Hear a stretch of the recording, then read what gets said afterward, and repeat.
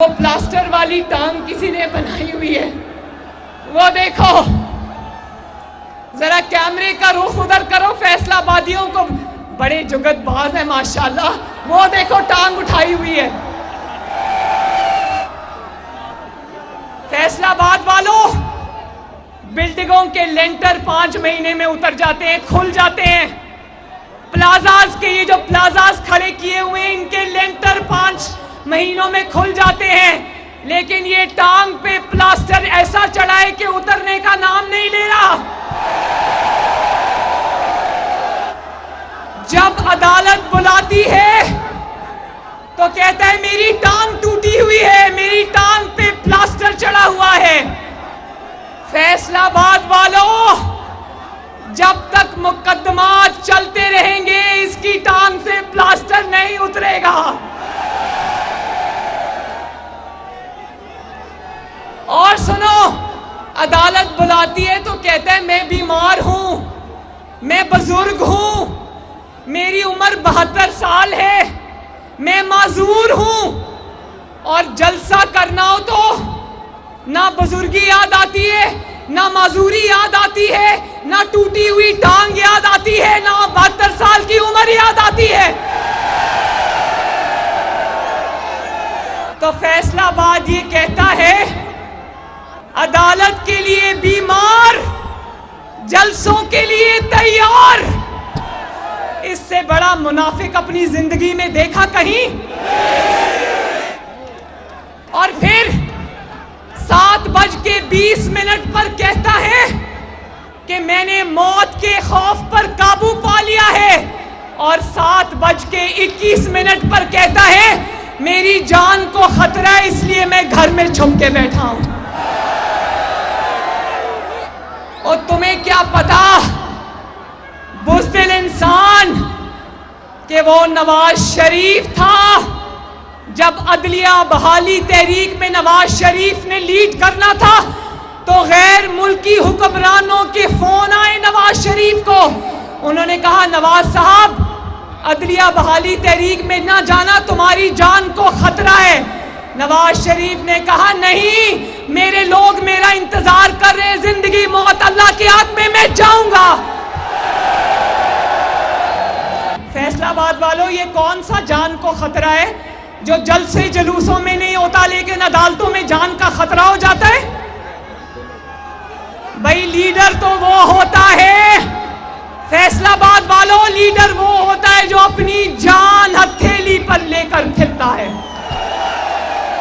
और अब सोचो, अगर एटमी धमाकों के फैसले के वक्त ये वजीर आजम होता तो बिल क्लिंटन का फोन आता तो ये चारपाई के नीचे से छुप के कहता मैं अवेलेबल नहीं हूं।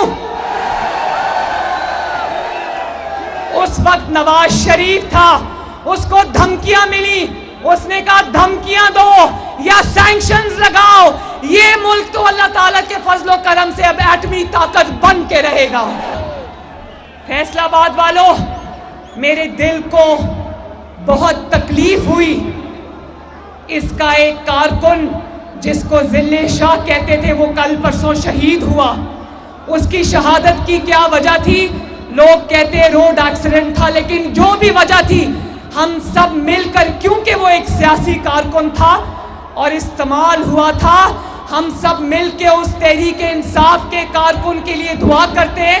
अल्लाह ताला उसके दर्जात बुलंद फरमाए, अल्लाह उसकी फैमिली को सब्र अता फरमाए। लेकिन जो बात ज्यादा फिक्र की है वो ये है कि तुम्हारा कारकुन शहीद हुआ और तुम तकब्बर के पहाड़, अभी उसके घर से उसका जनाजा नहीं उठा था। ये उसके वालिद को कहता है कि तुम अपने बेटे का अफसोस करने के लिए मेरे महल में आओ। मेरे ये कारकुन, मेरे ये वर्कर्स, मेरे सपोर्टर्स, मेरे सर का ताज है, मेरे सर का दुपट्टा है।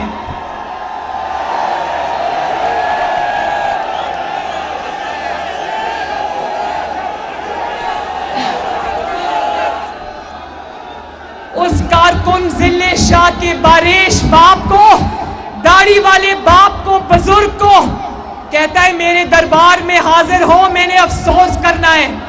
फैसलाबाद वालों, मुझे बताना, खुदा न खास्ता आपके रिश्तेदारों में या मोहल्ले में कोई फौतगी हो जाए, आप लोग उसके घर जाके अफसोस करते हैं या उनको अपने घर बुलाते हो अफसोस करने के लिए? लोगों को कहता है गुलामी की जंजीरें तोड़ो और अपने वर्कर्स के साथ गुलामों से भी बदतर सलूक करता है। तोहफे तुम पर, तोहफे तुम पर।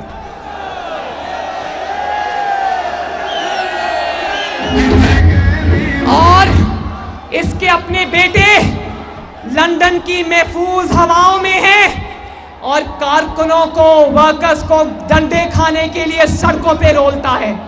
उनको कहता है, फैसलाबाद वालों, उनको कहता है कारकुन आज यहां पहुंचे, कारकुन आज वहां पहुंचे, कारकुन यहां आ जाएं, कारकुन वहां आ जाएं, खुद बाथरूम के अंदर से नहीं निकलता। फैसलाबाद वालों, मुझे बताओ, क्या कारकुन लीडर की हिफाजत करते हैं कि लीडर कारकुनों की हिफाजत करता है? क्या कारकुन लीडर के लिए ढाल बनते हैं या लीडर कारकुनों के आगे शेर बन के, ढाल बन के खड़ा हो जाता है? फैसलाबाद वालों, आपने वो मनाजिर टीवी पर देखे होंगे। आप में से बहुत सारे मुस्लिम लीग नून के शेर ऐसे हैं। वो याद है ना मेरी नैब में पेशी, जब इन्होंने मेरी गाड़ी में पथराव किया था, जब मैंने देखा कि मेरे कारकुनों के ऊपर पथराव हो रहा है, मैं गाड़ी में से निकल गई। मैंने कहा मारना है तो मुझे मारो। फैसलाबाद वालों, मैं सवाल पूछती हूं, कारकुन इसकी चोरियां करने के लिए मारे क्यों खाएं?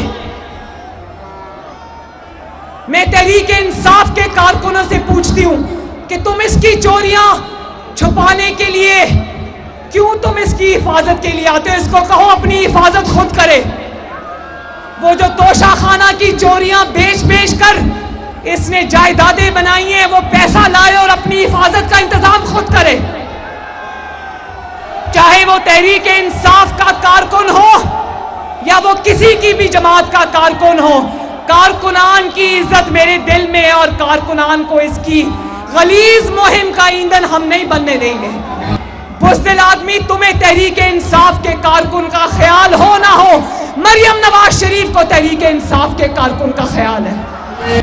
और फैसलाबाद वालों, आज किसी ने वो बैनर पकड़ा था कि नवाज शरीफ ने अपना फैसला अल्लाह ताला पे छोड़ दिया था,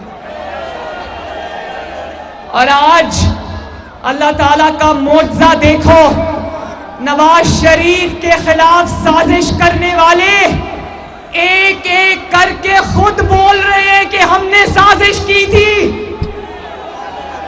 ये होते हैं, ये पनामा बेंच के फैसले नहीं होते, ये आसमानों के फैसले होते हैं जिनको मानना पड़ता है। फैसलाबाद वालों,